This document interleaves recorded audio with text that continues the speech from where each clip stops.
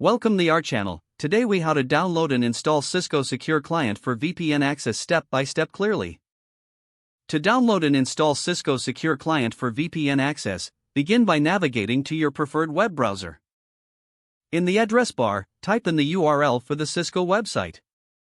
Look for the section dedicated to downloads or products.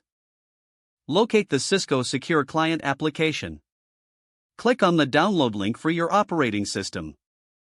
This will direct you to the download page. Once the download completes, navigate to your Downloads folder. Find the Cisco Secure Client installer file. Double-click on the installer to initiate the installation process.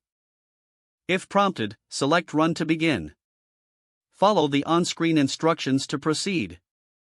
You may need to agree to the terms and conditions. Choose the installation type that best suits your needs, whether standard or custom. Select your preferred installation directory if prompted.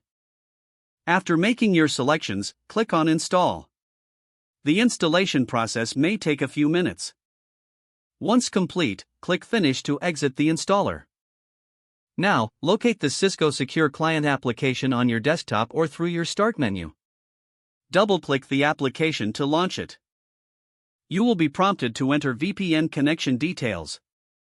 Input the necessary information provided by your network administrator. Once everything is entered, click Connect. Wait for the connection process to complete. You should now have secure VPN access through Cisco Secure Client. Always remember to disconnect when you're finished using the VPN. If the page does not load, refresh the browser or try again in a private or incognito window. Make sure you are using the correct email address, then retype it carefully to avoid small typos. If your password is not accepted, use the reset option and create a new strong password you can remember. Check your spam folder for verification or security emails, then complete any requested confirmation steps. Enable two-factor authentication if available to improve account security and reduce unauthorized access risk.